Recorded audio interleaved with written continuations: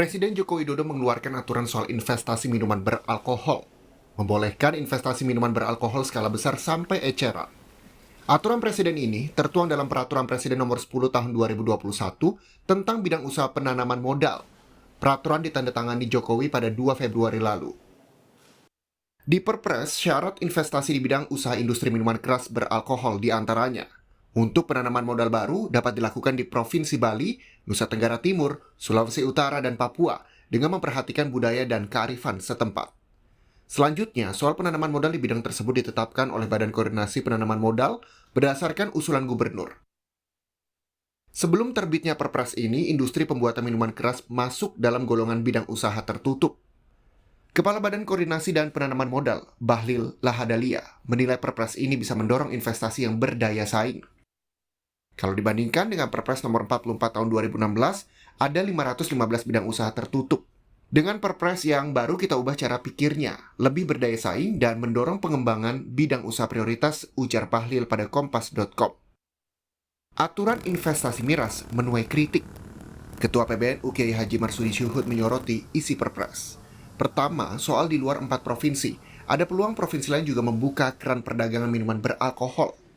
Kemudian, perdagangan eceran yang artinya dijual bebas. Tidak dibatasi, ada terusannya itu. Di gubernuran lain pun bisa, asal pakai rekomendasi gubernur. Kaki lima pun sudah boleh jualan.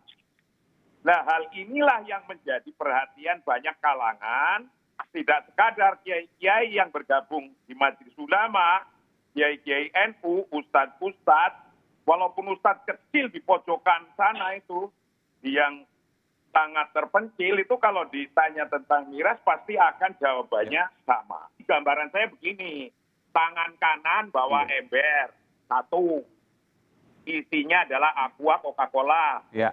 Tangan kiri bawa miras, itu kan terpisah tuh tempatnya. Ya.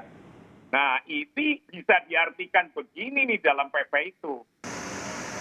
Yang disasar di Perpres, yakni pemerintah Provinsi Papua pun menolak aturan Presiden yang melonggarkan peredaran minuman beralkohol di Papua. Perpres Jokowi bertentangan dengan peraturan daerah khusus tentang pelarangan miras di Papua. Kasus ini ditetapkan pemerintah provinsi dengan DPRD. Dan itu yang harus kita dilakukan di Papua. Kalau itu kan larang berarti kan tidak boleh ada miras di sini. Tetapi yang ada miras di provinsi ini kan dikasih izin terus setiap tahun oleh bukan kita, tapi oleh bupati atau wali kota di daerah. Kalau izin miras ada terus, maka ya masyarakat itu banyak kecelakaan terjadi, banyak tabrakan terjadi, banyak KDRT terjadi, banyak masalah-masalah di rumah, banyak. Makanya gubernur waktu itu menyatakan bahwa Papua ini harus zona aman dan nyaman. Tapi pemerintah Provinsi Bali menyambut baik aturan melonggarkan aturan investasi bagi investor lokal dan asing di sektor minuman beralkohol. Perpres menurut Gubernur Bali, Wayan Koster bisa menata secara terbuka pembuatan dan peredaran arak Bali sebagai produk unggulan lokal. Selama ini, saat masih sebagai investasi tertutup, 92% minuman beralkohol di Bali adalah produk impor. Tapi perdagangan dan konsumsinya tetap dibatasi hanya untuk kalangan tertentu, terutama wisatawan dan acara keagamaan. Memperkuat regulasi kami di daerah untuk menata loh ini Pak, menata, bukan membolehkan secara bebas. Karena arak di Bali itu, brem di Bali dipakai juga untuk sarana upakara keagamaan. Tidak boleh dijual bebas, tidak boleh juga dikonsumsi di sembarang tempat. Di sekolah nggak boleh, tempat umum nggak boleh. Ini harus melalui yang kami tata itu dari petaninya, dia harus membentuk koperasi. Jadi dia menjualnya di koperasi.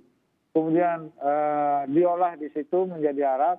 Kemudian orang luar yang membeli harus di koperasi. Di luar itu tidak boleh. Kritik dari Nahdlatul Ulama dan pemerintah Provinsi Papua kiranya bisa jadi masukan buat Presiden Jokowi dan anak buahnya. Segera menjelaskan peraturan Presiden yang bisa ditafsirkan secara berbeda. Karena pada dasarnya, minuman beralkohol sejatinya dibatasi peredarannya. Tim Liputan, Kompas TV.